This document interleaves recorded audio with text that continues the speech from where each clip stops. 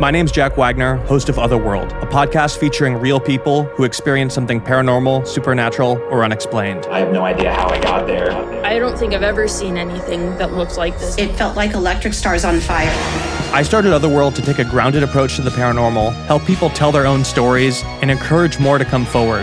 I certainly don't have the answers, but maybe one day we will. Join me as we explore our world's greatest mysteries. Listen to Otherworld now for free on the Odyssey app or wherever you get your podcasts.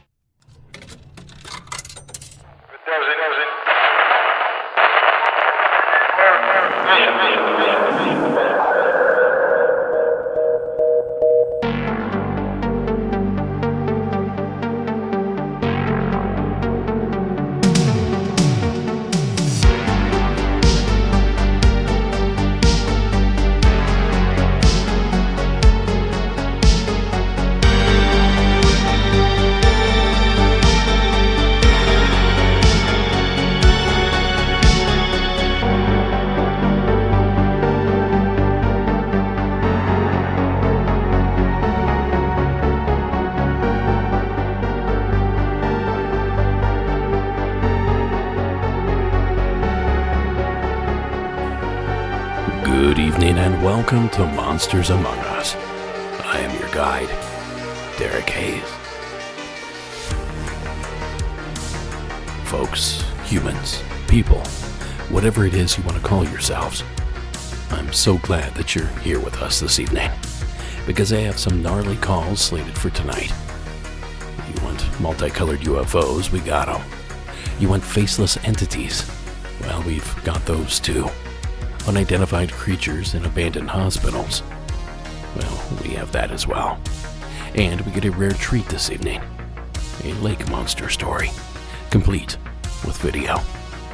But first, we kick things off tonight in Texas, where Morgan has a tale to regale you with. Hi, Derek. My name is Morgan. I live around Houston, Texas. It's a paranormal experience of mine and my mom's. When I was about 10 years old, my parents decided to build a home on the property that we've been living in. And once we moved in, I had my own room for the first time. Every time I went to sleep, I would hear heavy breathing, just like it was floating on top of me. It was almost kind of suffocating feeling, but all I could hear is something breathing on top of me. So I would just put my radio on and try to go to sleep to a loud radio and put the covers over my head. And then I would just try to say it was something else, like my brother snoring, or just trying not to freak myself out. And then my brother started coming in there and turning my radio down, and I started getting all scared again. But I was still trying to feel like I wasn't scared. But then I had a friend that stayed over, and I was in the restroom.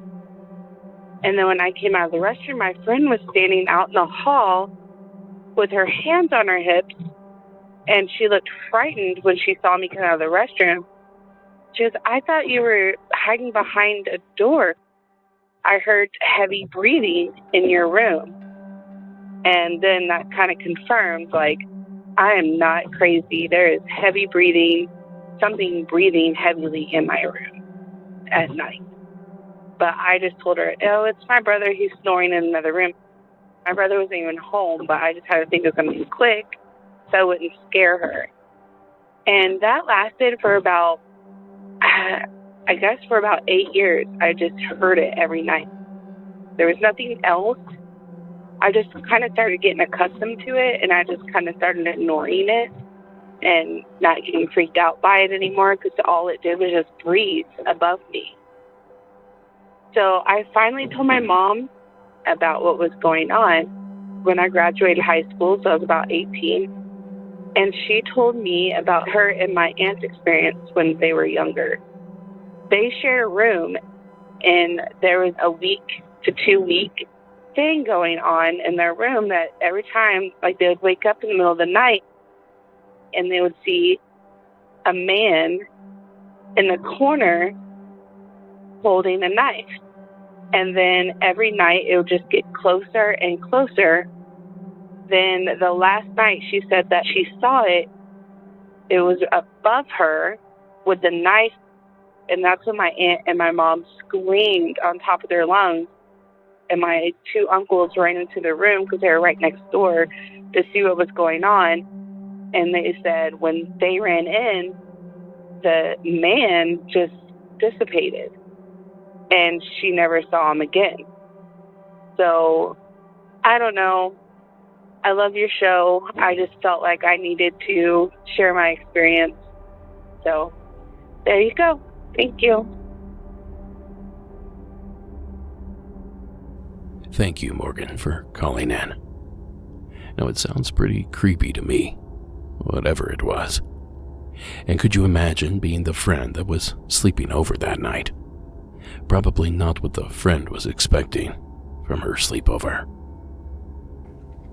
Now, a while back, I'd mentioned that my step-grandmother had reported a similar experience in her apartment back in Ohio. She claims it first started when she received a couch from a friend of our family's. She said the couch itself seemed to be breathing heavily. Now, I'd given her some advice on what she could try to do to get rid of whatever it was, and apparently it worked. Or at least, I thought it did. The last I heard, the activity hasn't stopped. In fact, it's only grown more alarming. Apparently, the heavy breathing now also occurs in her bedroom as well. She'd only told the rest of my family that it quieted down because she wanted to avoid the attention. Well, apparently things got bad enough that she started talking about it again. Now, I'll be back in Ohio sometime this summer, so I'll be able to look into her troubles just a little bit closer. Something tells me that her saga is not over. But thankfully, at least, the breathing sounds she experienced were accompanied by a strange man with a knife.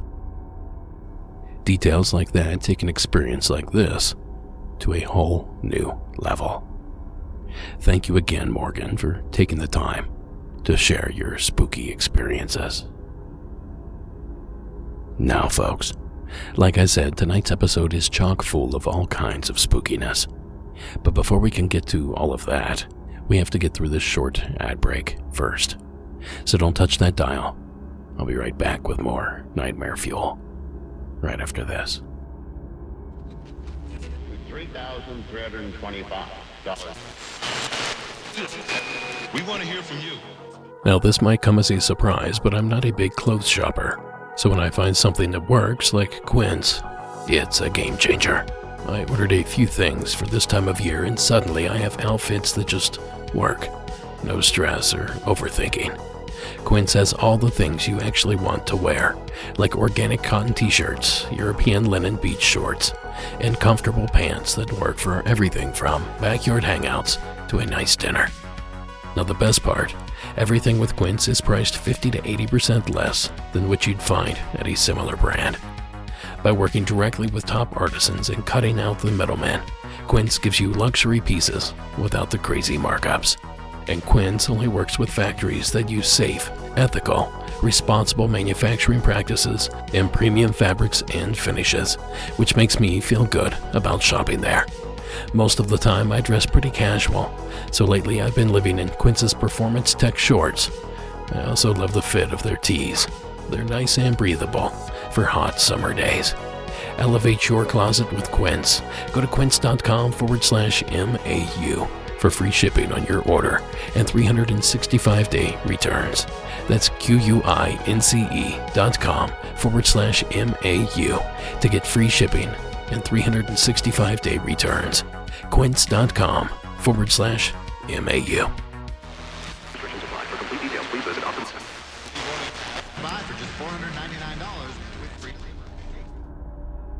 Now, for this next entry, we make our way to Colorado. Sean, welcome to tonight's program. Hey, Derek. It's your friend Sean in Colorado. I just wanted to share one story of the house that I lived at when I was a kid. I have no idea what it is. I don't know how to explain it. I don't think it's really paranormal. It's just a weird weather phenomena that happened. Because this is another blue sky day. at my house on the west side of Colorado Springs. And the only thing I remember is that me and my best friend were outside playing, and both my neighbors across the street who are around our same age, and again, I'm around 10 or 11, came across the street and we're all playing together, but the adults had stopped what they were doing in the neighborhood and just started staring at this thing. Me and my brother and my friends, we all look over like, what are they looking at? What are you guys doing? And there was just this cloud, this weird cloud, probably the size of, it had to be, think about something half the size of a mid-sized car floating in the air about 30 feet. As it's floating pretty much in the middle of the street in our neighborhood. And it's got weird colors, like it's going red, it's going blue, just weird little lightning strikes that are different colors, but it's a cloud just going super, super slow. And this thing is drifting along, takes it about 15 minutes to cross our street. And we're all looking at it as it's floating down the neighborhood. Eventually it just floats out of sight, because I was too young to chase it. I had restrictions on how far I could go, and my parents didn't want to go chase it down, but yeah, it was just one of those weird things, like, why is there a random small cloud floating in the middle of nowhere with these weird colors? Yeah, it just floated out of sight.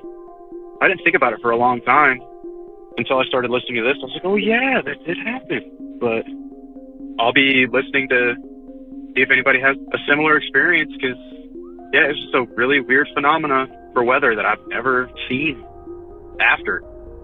But anyways, guys, keep it spooky. I'll talk to you later. Bye.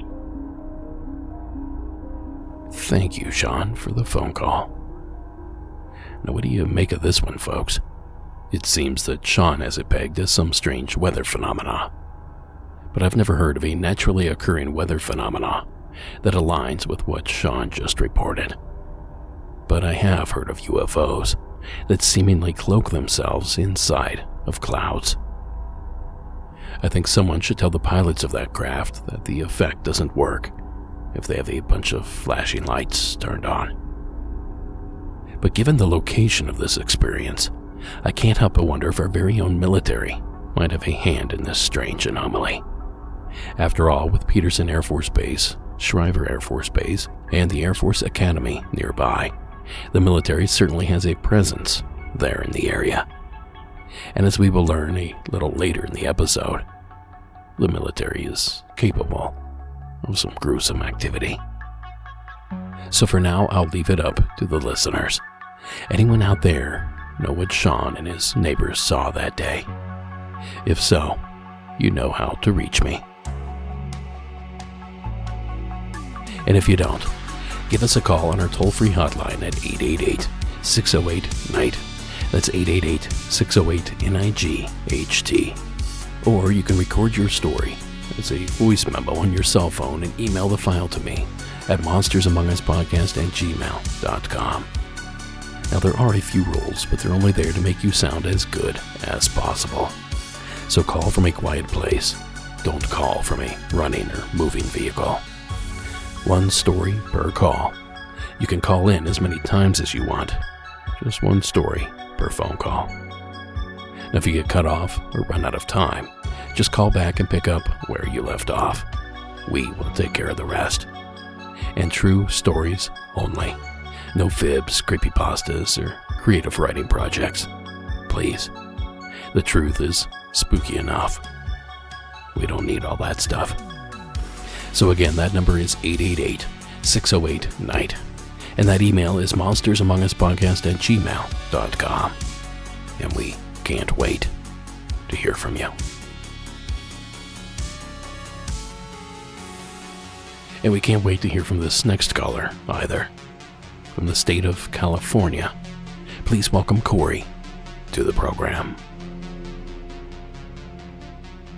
Hi, Derek. My name is Corey. I'm calling from Los Angeles, where I currently live. But I grew up in East Tennessee in a rural community called Hartford. It's in the Great Smoky Mountains National Park, like right on the North Carolina border. And I'm calling with an experience that's a little bit different, I think, than most calls that you get. But it's kind of like the one major brush with the paranormal that I've ever experienced in my life. I was in the 8th grade. It was kind of like the final few weeks of the 8th grade. It's like school was wrapping up, summer was about to start, and then we would go on to high school after that. Well, I was in this program for talented and gifted students where if you, were really good at the standardized testing, you really excelled, you could go to this local community college to take classes for high school credit that would carry over to your high school career. And it was around this time that I started this program that I kept having this recurring dream. And this dream was happening for me literally about every night for about a month. And in my dream, I was in an open field. The sky was like brilliant blue. I remember there being wheat or like tall grass that was swaying gently, and it was sort of like a serene scene until I look up into the sky and I see this like great fireball streaking across the sky. And it just seemed, larger than life, like it was really popping out of the super, super clear blue sky. And whenever I would see the fireball in my dream, it just filled me with a sense of dread. Like I just felt fear looking at it. And it didn't feel like it was coming at me or about to crash down, but I just remember just feeling immense fear looking at it. So cut to around a month later, I'd been having this dream. I hadn't really told anyone about my dream, but we were at lunch at the community college for this talented and gifted program. And we were in the dining hall. And in the dining hall, this was the early 2000s. So, there was a big screen TV on one side of the dining hall, and it was still one of the really large, bulky, cathode ray tube, rear projection, wooden, giant big screen. No flat screens like we have today. So that was sort of like behind me on one side of the cafeteria, and on the other side there was like, the line where you'd go to get your food. And so I went to go get my food. I was stacking it up on my plate. I grabbed my tray and I turned around to go move toward the table, and then I just completely froze in my tracks. And that's because like on that giant big screen TV, I saw a fireball that looked identical to the one that I had seen in my dream for weeks now. And what it was is it was on the national news, it was on CNN, and it was actually the Space Shuttle Columbia disaster when that craft unfortunately burned up on re-entry and the astronauts lost their life in that accident. So that really freaked me out. It really chilled me to the bone. I didn't know what to make of this. I'm a very skeptical person, even though it's like such a crazy coincidence. Like I still just think that even though it's not explained, I don't know if I necessarily believe in precognition or anything, but I do know that I experience deja vu quite often, but never have I had a vision that was so like one-to-one something that would happen in reality. But anyway, thank you so much. I've recently discovered your show. I loved it. I listened to it at work. Keep up the great work. Keep it spooky. Thank you, Corey. Now, the bad part about this sort of premonition is knowing that there's pretty much nothing you could have done with the information you had. Now, typically, the message being sent is so vague that the receiver only puts the pieces together after the event occurs. Again, not very helpful. But let's say he did put 2 and 2 together. What does he do then? Does he call up NASA and tell them that there's going to be an issue with Columbia's re-entry? Good luck with that. They'll probably put you on some sort of watch list or something. But this type of premonition continues to happen, despite how frustrating it can be. So thank you again, Corey, for sharing your experience. It's too bad it didn't help avert a disaster, but it did make for a great story. So thank you again for calling in. Medical provider licensed in your state. Miss Caller. More about their chances. Okay, so they're out. Summer is just around the corner, and the folks at Mint Mobile have a hot take. Getting a summer bod is out, and getting your savings bod is in. This spring and summer, we want skimpy wireless bills and fat wallets.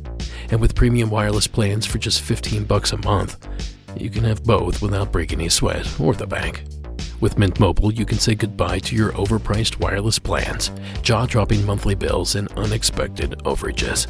All plans come with high-speed data and unlimited talk and text delivered on the nation's largest 5G network. Even in our rural mountain location, we have great coverage. We've been using our Mint Mobile plan to contact callers whose calls ended up in our FOOBAR folder for being incomplete or too unclear to share on the air. Now, I was shocked by the quality and price of Mint Mobile compared to our old provider. Who knew we could have been saving so much money all this time? You can even use your own phone with any Mint Mobile plan and bring your phone number along with your existing contacts. So ditch the overpriced wireless and get 3 months of premium wireless service from Mint Mobile for just $15 a month. This year, skip breaking a sweat and breaking the bank. Get your summer savings and shop premium wireless plans at mintmobile.com/MAU. That's mintmobile.com/MAU. Upfront payment of $45 for a 3-month 5GB plan is required, equivalent to $15 a month. New customer offer for first 3 months only, then full price plan options are available. Taxes and fees extra. See Mint Mobile for details. With cash in hand.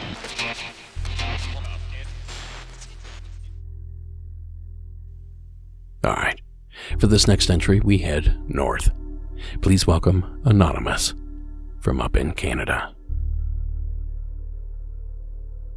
Hi, I'd like to remain anonymous, but I'm calling from Saskatchewan, Canada, the northern part of Saskatchewan. I worked at a CN Rail hotel about 17, 18 years ago. They're hotels that are throughout Canada. They were built in the early 1900s, all similar style. They just look like big old castles, lots of cool history. The particular one I worked at, they would do tours around Halloween, lots of stories I would hear from guests and employees about things happening. Up until that point, nothing of note happened to me personally. However, one night I was working and there was nothing going on in the hotel. It was a large hotel. Usually we had banquets or functions going on, but it was around like 8 o'clock at night. There were no functions going on, so our banquet teams was down to skeleton staff. There were just, I think, 2 staff members working, one of which was a manager. I'm at reception, it was quiet, and then I get a phone call from a number that I didn't recognize. This point, I was working at the hotel for a couple years already and knew most of the extensions, but didn't think anything of it. The person on the other line was a young woman, about my age at the time. I think I was 19, 20 when I was working there. And she just said, "I'm locked in. Can somebody let me out?" And hung up. So the way we communicated from staff to staff, department to department was through walkie-talkies. So I grabbed the walkie-talkie, I messaged the banquet manager, I said, "Hey, someone's locked in, called from this extension. Can you guys go let her out?" It's an old building. This might have happened. I don't know if that was a regular occurrence. It didn't happen at that point, but I didn't think anything of it. It was an old building. They didn't even respond on the walkie-talkie. They both came down to the reception area to talk to me. And they said, "Well, who's locked in?" I said, "I don't know. I didn't get her name. She's calling from this extension." And they looked at each other and they go, "Well, that number doesn't work. The phone from where that extension is doesn't work." I said, "Well, I got a number." And they looked at each other again and at me kind of like I was crazy. And they said, "We're the only banquet workers tonight. There's nobody else in the building." And I don't know, just go check. And while they're standing there telling me this, The phone rang again from the same extension. I said, there you go. Here she is calling back. I grabbed the phone. When I grabbed the phone, it sounded like a recording. She sounded the exact same. So before she could hang up, I said, wait a minute, who are you? What's your name? Can I get your name? And just hung up. Like it was just like a recording of the call. It was the exact same conversation that I had with her previously, which is kind of odd. Like if someone was phoning back, it's, hey, like I'm still locked in here, or some kind of conversation, but it was the exact same conversation. And I know if it was another person, she would have heard me ask, what's your name? Not just hung up immediately. But anyways, now they're spooked, and the bellman's into it too. So he said, well, I'm going to go up there and check. So the three of them went up there and checked. And I don't know if it's because, they were already kind of creeped out or thinking something was going on. But they went in that room. There was no one in there. They confirmed the line didn't work. It was just dead. And when they opened the door, there was a rush of cold air, which it's a hot, musty part of the building. It is old, maybe, that wasn't related, but I just thought it was kind of an eerie point. But yeah, it was kind of creepy. There's lots of stories from that hotel, hearing people, seeing people, things like that. But up until then, that was my first experience. So thank you very much. I love the show. Keep it going. Thank you, caller. Well, what do you suppose that was? It seems that the call was coming from inside the house, or the hotel in this situation. And that has to be an unsettling thing to realize. Now, we don't know the exact hotel that our caller was working in, so we were not able to investigate to see if someone died after being locked in a room or a closet or something, nor were we able to investigate existing stories that could coincide with the story our caller just left us. But obviously something weird was going on.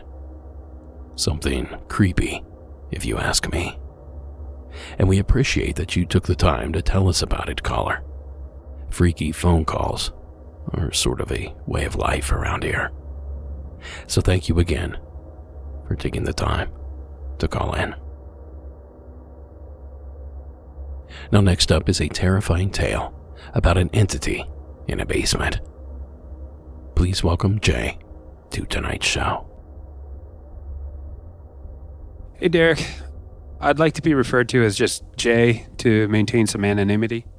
So, my family and I moved to a new city in southern Ontario, Canada in 1987. We moved into a townhouse at the time. When I was about 8, I was playing alone in the rec room of our basement. The door to the laundry room in the back was usually always open. While I was playing, I was getting this weird feeling of being watched. So eventually I look up, and in the doorway of the laundry room, I see someone staring at me. But there were no discernible features to them beyond basically a silhouette. It was like it was leaning out from behind the door. I could only see from about maybe the chest up, if it were leaning out the side there. I remember being scared, but I was just staring at it, and from what I could tell, it was staring back at me. It looked mostly human, except for what appeared to be like 2 small horns or bumps on the top of its head. It seemed to last forever for what I am sure is probably just a few seconds. But then it just came out from behind the door and walked back into the laundry room. I've had multiple instances of sleep paralysis over the years, but in this instance, I am 100% certain I was already awake, playing, as I said, in the basement. After seeing this shadow person for the first time, I started having just terrifying recurring nightmares of these shadow people. I could often hear them speaking to each other, but I could never quite make out what they were saying. I would often wake up from these dreams and I could still see them. I would try to run from my room to my parents' room or call out for my parents, but the people would stay for a few minutes after I was already awake. I could see them moving along the walls and the ceiling and in the closet. And my younger sister and I had several toys and games that took batteries, and sometimes they would just turn on by themselves. My parents eventually bought a house, and we moved again in 1994. All of the shadow people incidents stopped when we moved. I'll still occasionally have a bout of sleep paralysis, but it's pretty status quo stuff.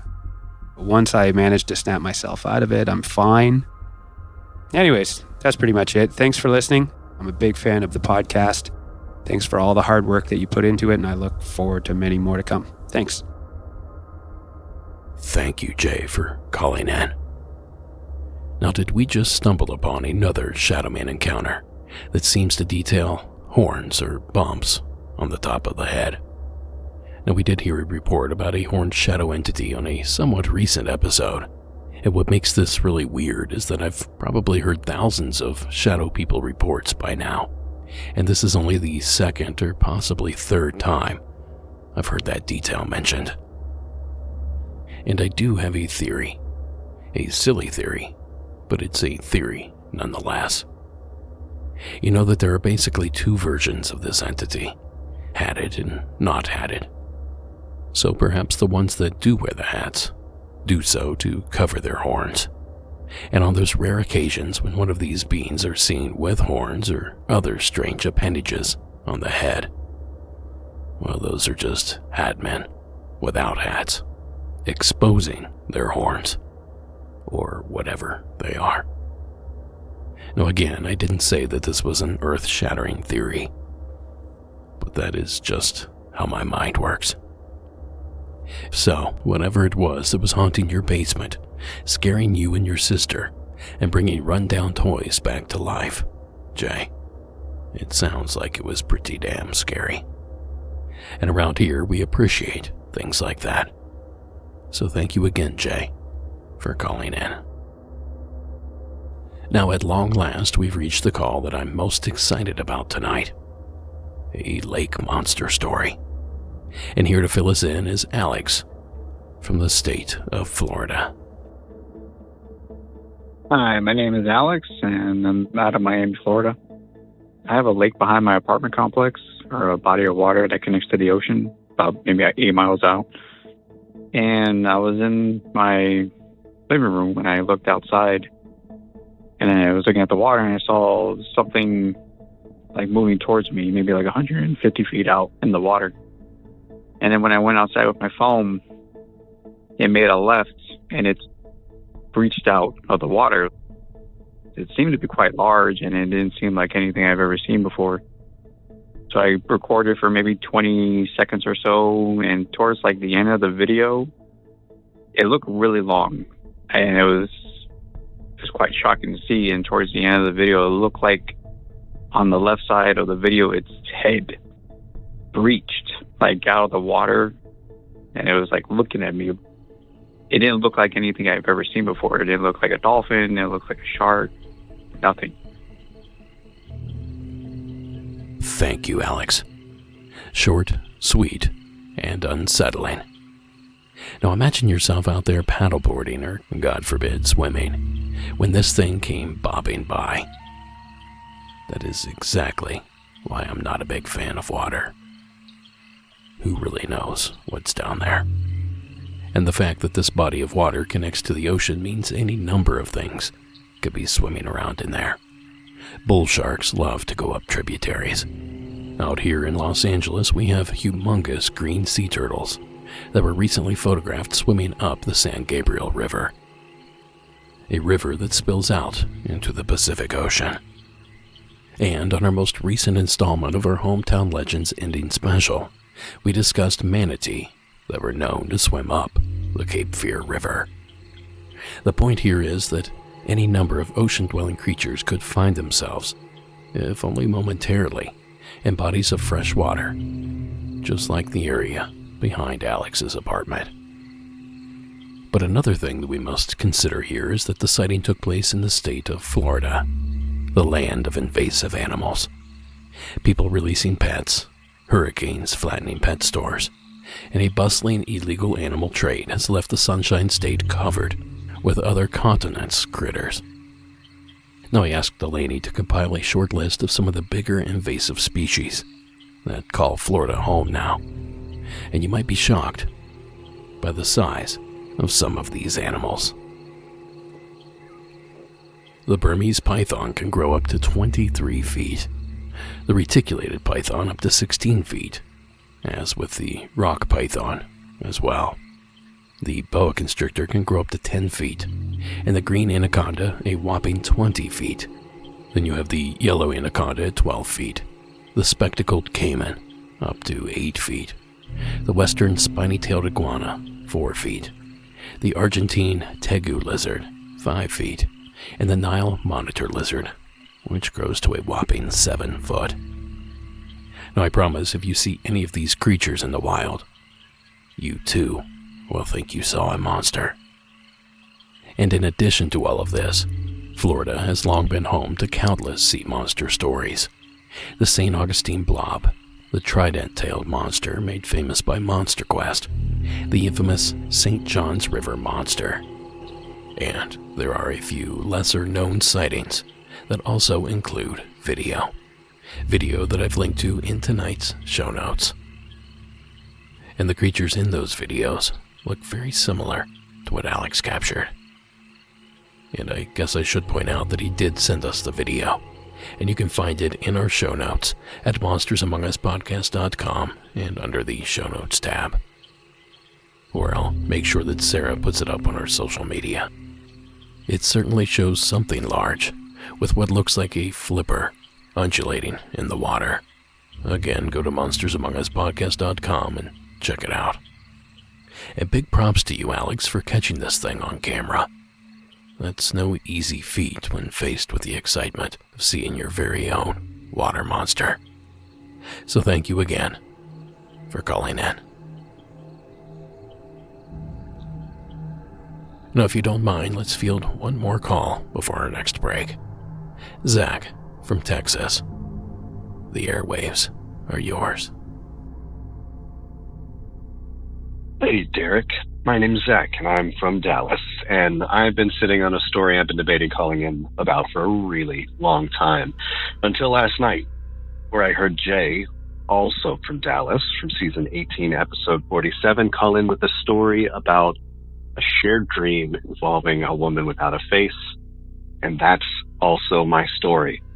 So, all of this took place back in 2012. I was off in college, so I missed all of this, but my dad got a job opportunity that was too good to pass up. The only problem is it would require moving the family to a new town, and my little sister was just about to start her senior year of high school. So after much conversation and deliberation, my mom and dad decided that rather than uproot her, they would split up. Mom and my sister would stay in the hometown, and Dad would go off on his own to the new town, buy a house, get established, start his job, all of that. Which sounded great and reasonable at the time, but it turned out to be much, much more difficult than any of them could have anticipated. I think most of all for my dad. He's not a complainer, but at one point he confided in me that he had to be at work before the sun rose, and he didn't get home until after the sun had set. So he was in this strange, perpetual darkness and isolation. He lost a ton of weight. His hair went shock white like no man in my family's ever has. It was clear a lot of things were weighing on him. When I would call, all they would talk about is, they would admit that there'd been fights and struggles, and there was negativity and resentment, which is not my family. It was clear that there was a lot of darkness, a lot of bad energy. So, cut to Christmas time. I think this was one of the first times that my little family of 4, we all got together in that house. I drove down from college. I brought some of my college buddies, and we had a great time. We all showed up on a Friday, and Dad was happy. He was cooking. We were all up late telling stories, and it was a really lovely time. And I promise this is a scary story. It didn't happen that night. It was the next morning. I woke up to the sound of breakfast being prepared in the kitchen. When I walked in, just about everybody was up and around the kitchen island, and I walk in on kind of a tense moment between my parents. My mom is struggling to explain something, and my dad's nodding intently. Everybody else is just listening, and my dad kind of interrupts my mom, and he says, "No, you were absolutely having a nightmare. You were writhing in your sleep. You were groaning and mumbling. I mean, you were having a hard time. The weird part is that the dog was simultaneously having a nightmare at the end of the bed, too. Rolling around, groaning, moaning, doing the same stuff you were. But maybe the weirdest part is that the fire alarm was beeping at weird intervals, which it hadn't done before and hasn't done since." So I look at Mom, and she's like, yeah, she's nodding. And she's like, no, I had a horrible nightmare. I'm in our room, and in the dream, everything looks exactly like it does in life. You're asleep next to me, the dog's asleep at the foot of the bed, I'm lying there, and I suddenly feel a tug at my feet.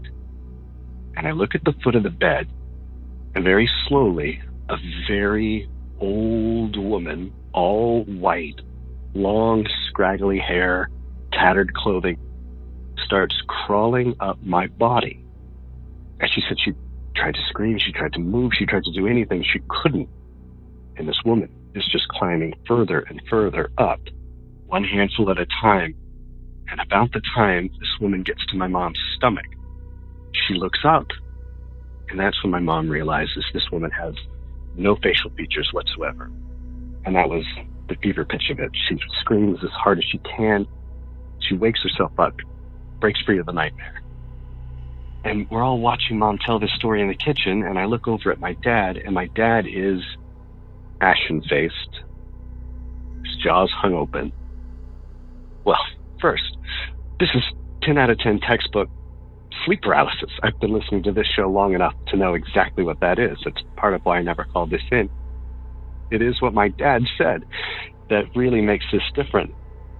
He said, "I've been having that dream over and over again alone in this house for the last year." And I don't know how we didn't all just run out of the house screaming, but somehow we had breakfast together, and we even spent the next night in that house. And they continued to live in it for years after that. My college buddies never came back. I myself only went back to that house a handful more times, and we were always nervous of who was going to be visited by the White Witch next. I had been thinking about calling in for a while, so last time I saw my parents, I asked about this. You know, they've since moved out of the house, but I was like, did y'all ever have any occurrences like that again? Did you ever have that same dream? Did she ever revisit?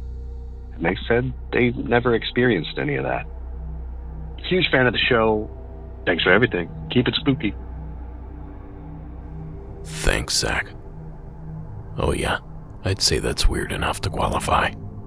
The dream alone is suspect. The fact that they both shared the same dream is unsettling.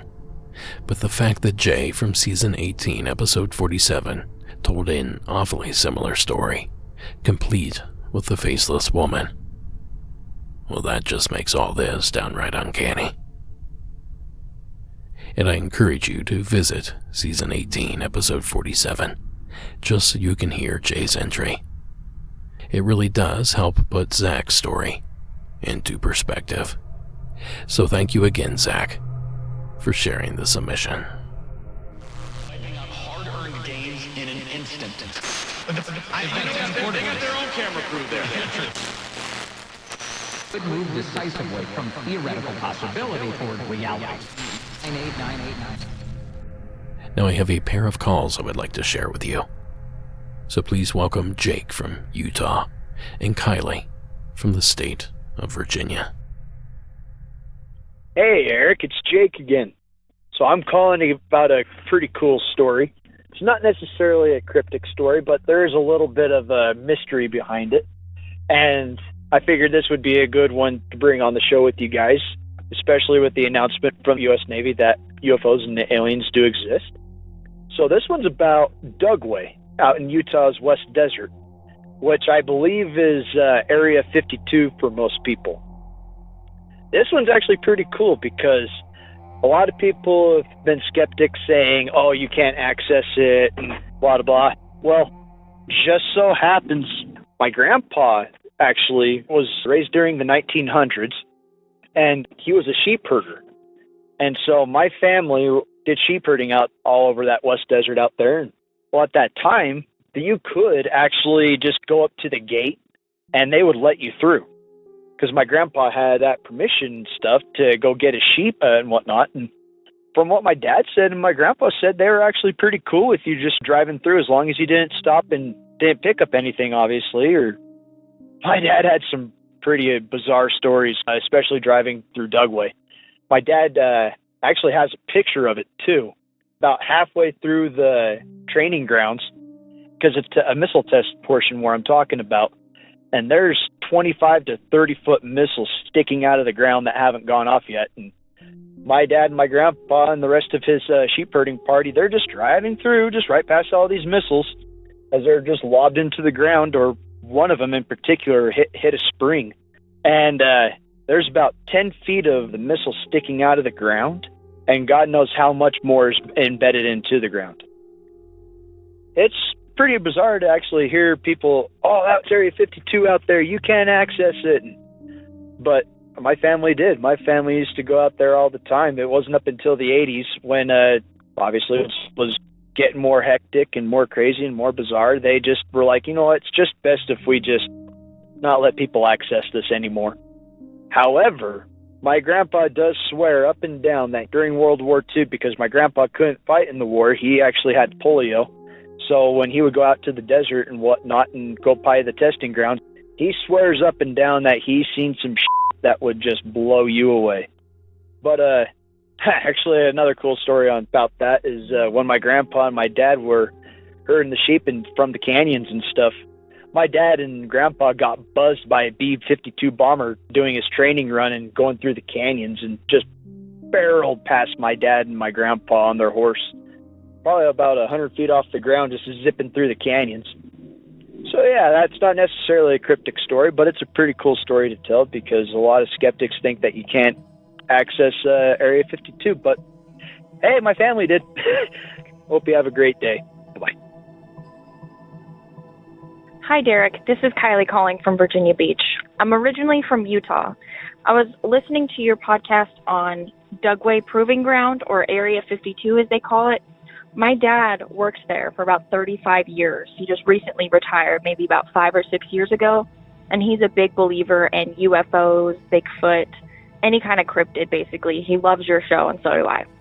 I wanted to call and kind of clear up some things that people were talking about. They claim that there's no craters or anything like that at the explosion site. The explosions that my father was doing, he was on the explosives team, wouldn't have created the type of craters. And I know that they use the facility. I don't know if I'm supposed to be telling you this, but I've been out there.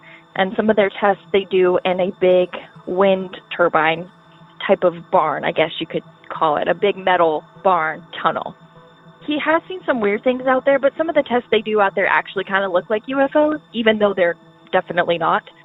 I've been out there myself and seen a couple of weird things, but he is a big believer. I definitely will say that, so maybe he knows something that I don't. Anyway, thanks so much. Have a great one. Bye. Thank you both for the phone call. Now, there's all sorts of rumors surrounding Dugway, or Area 52, as it's often called. Rumors of biological weapon testing, chemical weaponry development, testing on unknown civilians and their livestock, and even reverse engineering of alien tech. Those are all rumors that have swirled around the base for decades. And I decided to play these calls in hopes of inspiring other experiencers to call in with their Dugway Proving Ground stories. I know there has to be a few of you out there. I recently ran into a guy in the wild that claimed to have worked at a secret base somewhere out in the desert, as he put it. He didn't say which one, but he sort of implied that it wasn't Area 51, which made me assume it was Dugway. Anyway, he told me at night groups of people would come down from the hills and raid the base for basic necessities.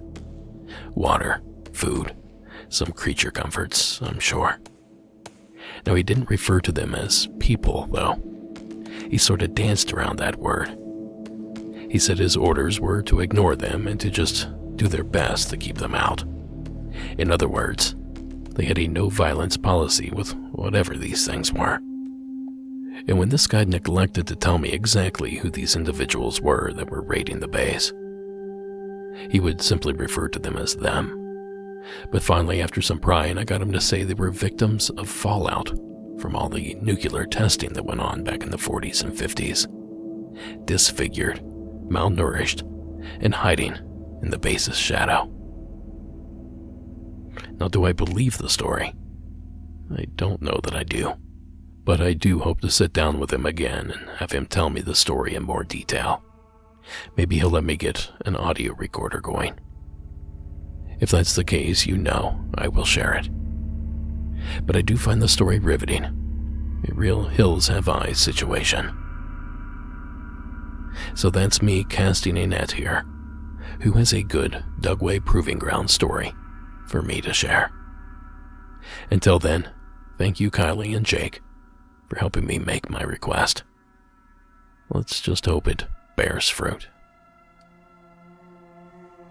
Now, if you would, imagine yourself in an abandoned, purportedly haunted hospital. That's where we join Shane, from that state up north. Hey Derek, this is Shane from Inquiries of Our Reality podcast. I am calling in from the Detroit area of Michigan, and I've been a long-time listener of the show, and I thought I would finally call in and share the main experience that actually led me down the path of researching that I do. I'll leave my research out of it so that you can kind of get your ideas on this one, but back in, I believe it was around 2013, I used to go urban exploring, and for anybody that's not familiar with what that is, that's when you go into these old abandoned buildings. We got this huge fascination with this place called Northville Psychiatric Hospital, which is in Northville, Michigan. And we used to go there almost every single weekend. We got to the point where we had this entire place mapped out. You know, we had, of course, a few little paranormal things happen, orbs, all that kind of stuff. But that was nothing compared to the main experience that I had had there. I don't know if this actually plays in with the main experience, but I'm going to leave it in here because maybe it plays a tie-in, depending on who you ask. But there was one day that we were there, and we were looking off of, I believe it was the third story into the back courtyard area where there was just like a wooded area. We saw a cougar walk out of that area and look up at us. And, you know, coming from the Detroit area of Michigan, you know, that's not something that you typically see in this area. If you look up some articles, actually, there's a few articles talking about these random cougar sightings that were happening near Northville, Michigan at the time, but that might play a piece in. I'm not 100% sure, but leading into the main encounter, like I said, we had gotten to a point where we had been through this place so many times that we almost got bored of it just because of, you know, we've already seen everything a million times. So up underneath this place, there was something called the Northville Tunnels, which were these like access tunnels that led all through the city of Northville underneath the town.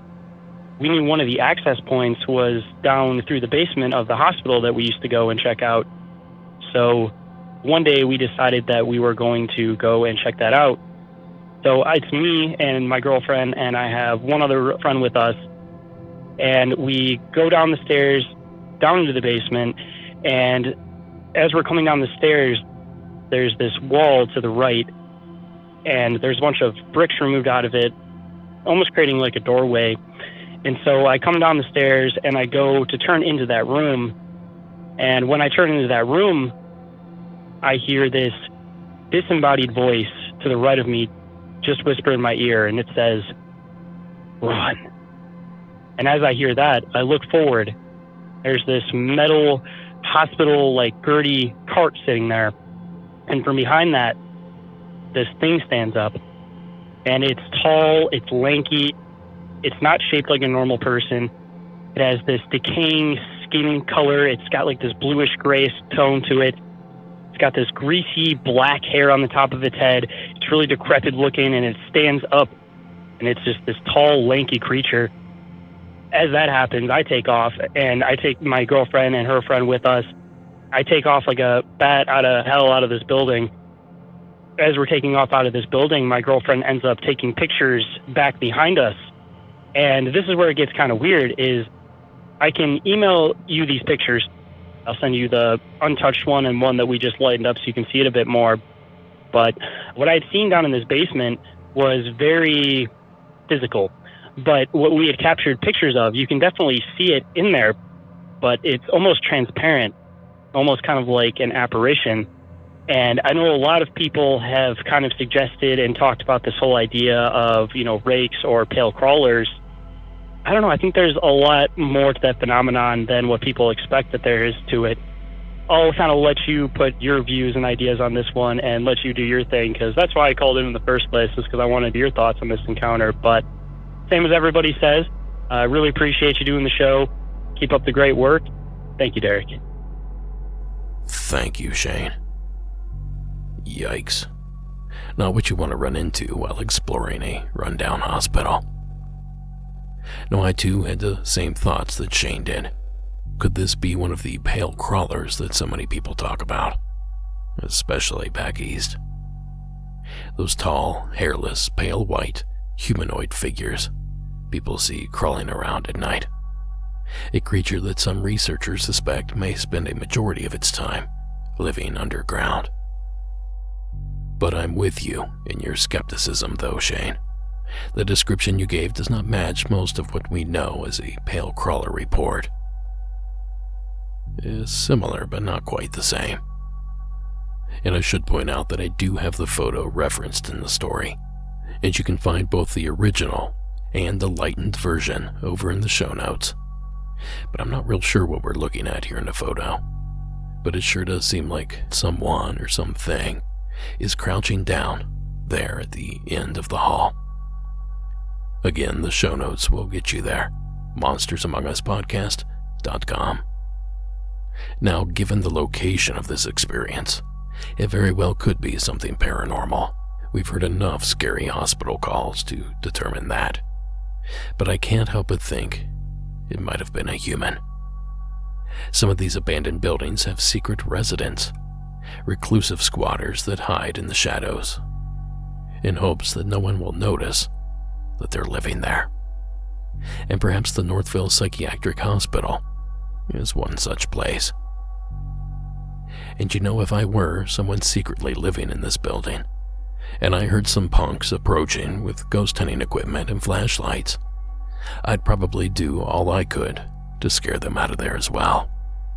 And I can't help but wonder if that's not exactly what happened to Shane and his girlfriend. And before you start thinking, oh, I'll just go to the Northville Psych Hospital and check it out for myself, you might want to think twice. At least so says WXYZ, ABC News 7, out of Detroit, and the Northville Township Police Department. People trespass here all year long, and it's enforced all year long. But when Halloween starts to howl, hundreds want to hover. So far this year, we've arrested right around 400 people for trespassing here. I wouldn't go. It's a $500 fine. You get 6 months to a year of probation and community service. That's a 90-day misdemeanor in the state. Yes, 'tis the season for scares and dares, but you best beware. We don't want anybody coming onto this property. Northville Township Police Lieutenant Michael Burrow is not making a suggestion. He's laying down the law. We'll have increased patrols out here. It is not worth the risk, the thrill, the chills. That building is not safe. There's debris, there's broken glass all over there, and probably most importantly, there's asbestos in the air there, and we don't want anybody breathing that in. There is no trick, there is no treat, so don't try to sneak a peek. So thank you again, Shane, for sharing that incredible account. And a little side note here. For the first time in over a century, mountain lion cubs have been confirmed in the state of Michigan. They were discovered back in March of this year. Of course, more info on that is available in tonight's show notes. And that's going to do it for tonight, folks. A big thanks for swinging by. The more, the merrier. So tell a friend or share the show with a weirdo that you know will love it. We sure would appreciate it. Now, Monsters Among Us podcast is written and produced by me, Derek Hayes. Copyright Red Crow Media. Additional support is provided by Sarah Carter Hayes, Delaney Bowers, and Connor Ryan. All media used in this production is done so under the protection of fair use. Be sure to follow us on our social media accounts. Give us a like and follow over at YouTube. And while you're at it, leave us a rate and review wherever that sort of thing is possible. Don't forget that you can catch the show every Saturday evening at 10 p.m. Eastern on the UNX Digital Network. Just visit unxnetwork.com to tune in. And finally, tonight's score was provided by Iron Cthulhu Apocalypse, Co.ag Music, and Carl Casey at White Bat Audio. Now don't forget to watch our film. Find out how at BorregoTriangle.com. Buy a shirt before we close the shop for a few weeks. And do it while it's on sale. MonstersAmongUsPodcast.com and click the shop tab. And don't forget to join us in the Beyond.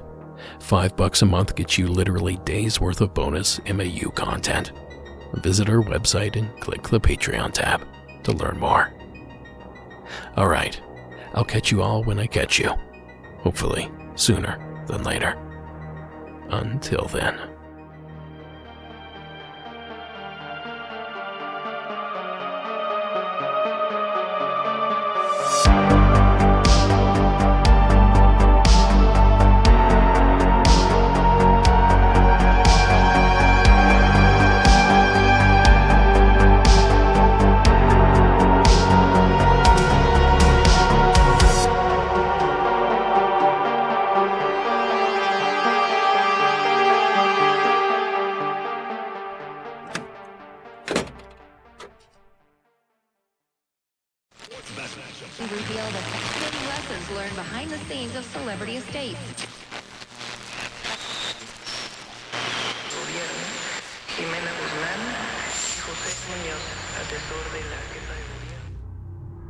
Well, you've stumbled upon our secret story, and I often save the weirdest for last here on the program. And tonight's offering is no different.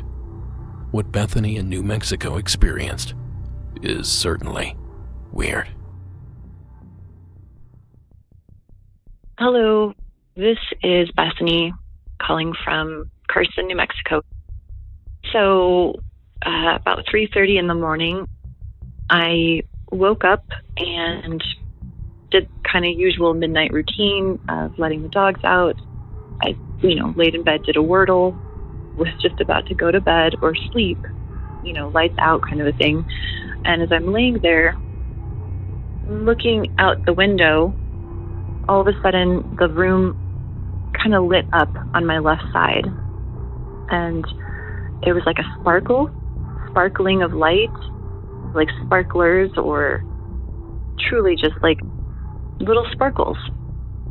And then the best way to describe it would be something moving almost like a worm, or if you were to have a sparkler and move it very quickly, how it creates a light line. It was like that, but in slow motion, kind of moving next to me. It all happened very fast. By the time I was seeing the light on my left side and seeing the wall kind of glowing, and I'm looking up through the window to see if something is, shining down, except it's clearly illuminating from within the room, it was gone. It all just took place within a matter of truly just a couple of seconds. And then I'm lying there and I'm kind of giddy, which is how strange that was. But it was very, benign. It didn't feel bad or dangerous or scary at all, even though it was so close to me. I start to text somebody about it, and suddenly the door starts to rattle, or like around the door of my house.